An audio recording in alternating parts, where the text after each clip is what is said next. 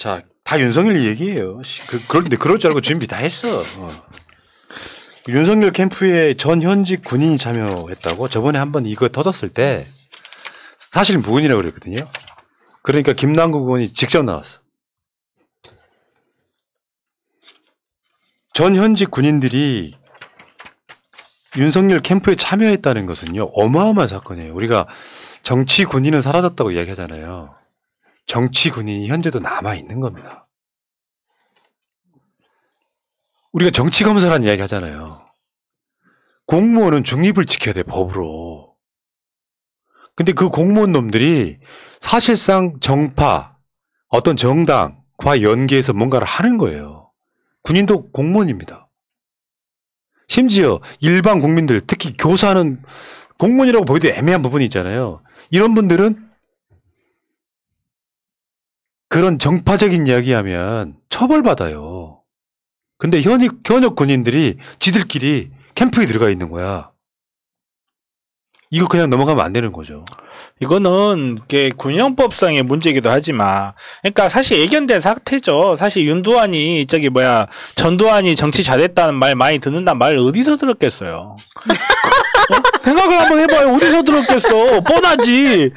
연원대에 모여가지고 옛날 군인들이 모여가지고 옛날 군인들이 대통령 할 때는 나라 이렇게 안 돌아갔어? 이런 이야기 했겠지.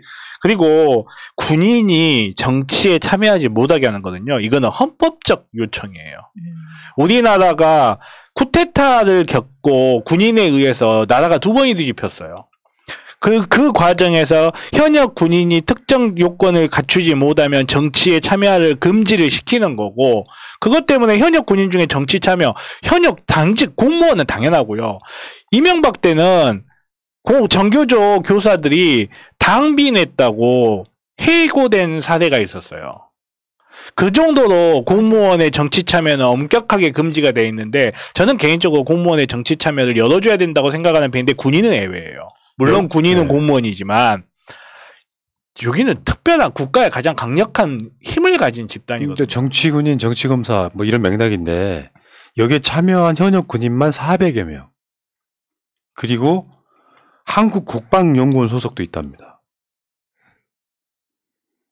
지금 윤석열내가 대한민국 정치를요 80년대로 돌리고 있는 거예요. 윤석열 캐릭터를 한번 보세요. 무슨 논란 일어날 때마다 여권의 정치 공작이다. 내가 잘못했다고 하는 걸 보신 적 있으세요? 이것도 뻔뻔하게 그 의견 수렴 차원이었다고 이야기하는데, 의견 수렴 차원인데 단체 대여방에다가 모아놓고 의견 수렴이 아니라 회의하는 거 아니에요. 바라보는 관점에서는. 아니, 그리고 캠프라는 것을, 캠프방이라는 것을 아는 상태에서 들어갔다는 것은, 이게 무서운 게 뭐냐면 400명의 현역 군인이라고 하지만 이 사람들이 그냥 일반 군인이 아니라 군 장병 이상, 뭐라 그래야 되지? 저는 최소한 부사관 이상의, 네, 장교들이겠죠. 장교 이상일 거잖아요. 일반 병사는 아닐 거 아닙니까? 그러면 그 사람들이 전부 다 어떻게 나중에 투표할 때 되면은 탑다운 시키겠죠.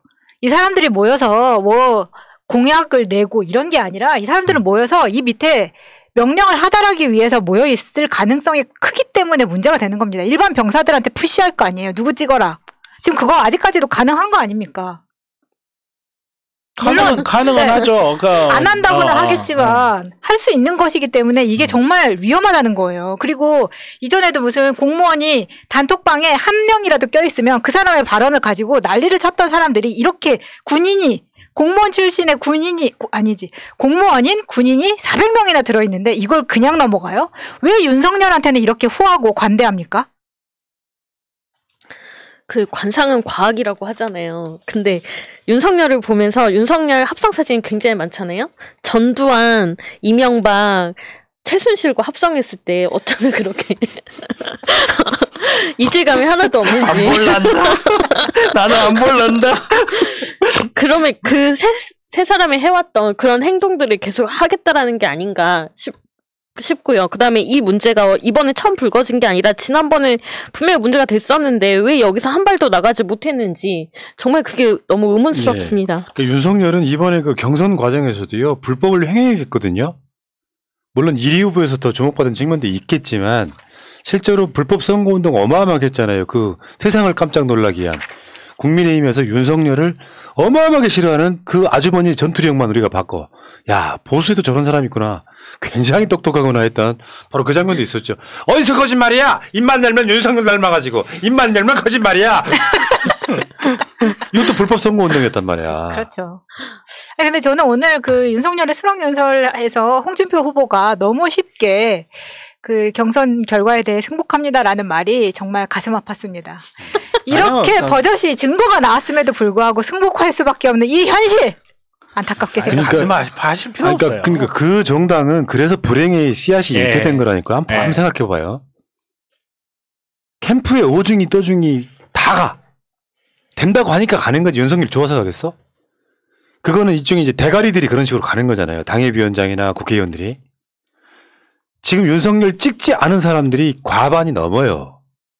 그 사람들이 와 좋은 후보가 뽑혔으니까 이 사람으로 뭉쳐야지 하는 그 그룹이 나는 아니라고 생각해요.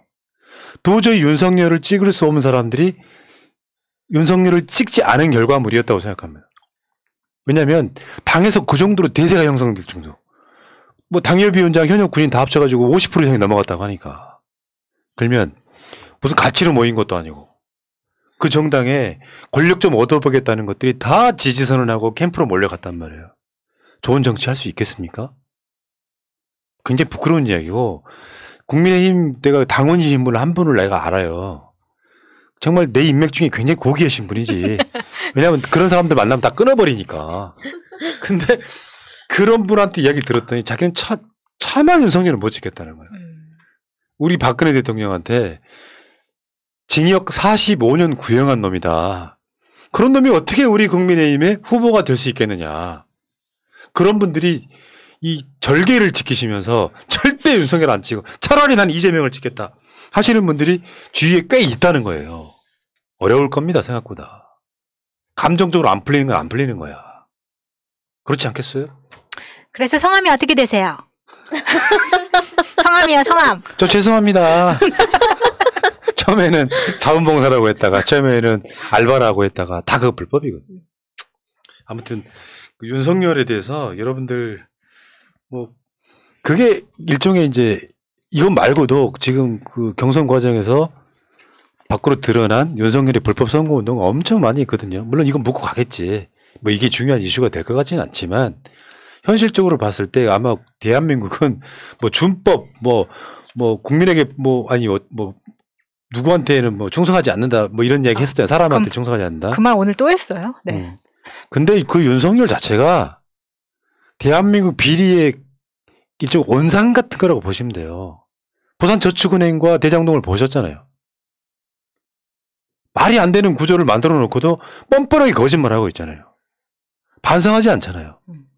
이재명 후보한테 대장동 설계네 뭐네 아무리 뒤집어 씌우려고 해도 실제로 대한민국이 역대에 없던 5,503억이나 환수한 이유가 윤석열과 정반대 지점에 있는 거라고 생각합니다. 권력자가 돼서 수사할 권력을 가지고 수사팀장이었을 때 뭐 주임이었을 때 어떤 놈들이 왔는데 특별한 사람들만 봐줘.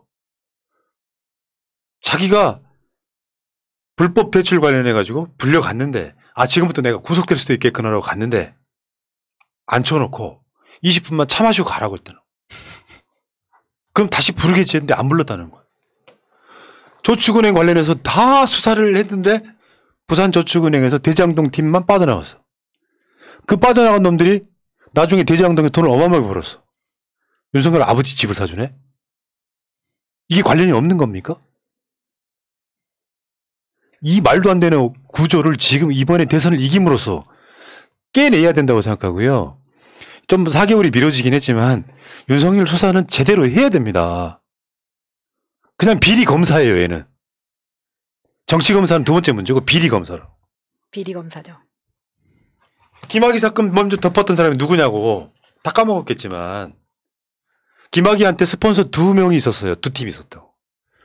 그중에 하나가 윤종천이었는데 그 윤종천 말고 다른 스폰서가 부산저축은행에 얽혀있던 거를 그 수사하면서 부산저축은행 때도 그 사건을 윤석열이 덮었어요. 무조건 윤석열이 깨끗한 검사라고 그래. 돈 쫓아다니는 비리 검사일 뿐이다. 윤석열 마누라는 왜 윤석열과 동거한 이후부터 재산이 불어났을까요? 우리 남편이 정말 청렴한 검사로서 돈을 못 버니까 좀 박봉에 열심히 노력하니까 나라도 열심히 주가 조작해서 돈을 벌어야겠다. 그랬을까요? 뭐 이건 수사가 안 됐을 거예요. 윤석열 장모는 동거하는 사람들마다 건건이 이상하게 그 동거가 아니죠. 동업. 내가 너무 그쪽에 꽂혔어. 내가 음란 마귀가 있어서 그래. 동업하는 사람들마다 무슨 이상한 이유로 잡혀 들어가고 그 이유 때문에 윤석열 장모가 다 먹어버리고 그리고 윤석열 장모는 처벌받지 않았을까요? 우리 사위가 너무 청렴해서 우리 사위 그냥 검사만 잘하라고 장모가 바득바득 돈을 벌었을까요?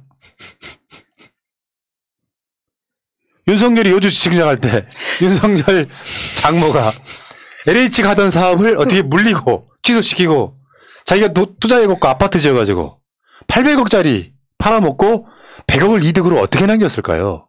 그때 그 양평군청은 어떻게 윤석열 장모한테 특혜를 줬을까요? 아니 우리 장모님은 10원짜리 한 장 받은 적이 없다니까요. 안 터져. 아니 안 비슷해서 그래. 그런 놈이 지금 대선에 나왔단 말이에요. 우리 분노 생겨 안 생겨? 그러면 이게 윤석열하고 하는 싸움이 쉽지 않을걸요라고 해야 돼. 저런 개새끼는 부셔버립시다라고 해야 돼. 왜 댓글창에다가 걱정만 늘어놓냔 말이야. 그럴 시간에 싸우겠다 진짜. 싸워야죠. 여기까지 하겠습니다. 여기까지.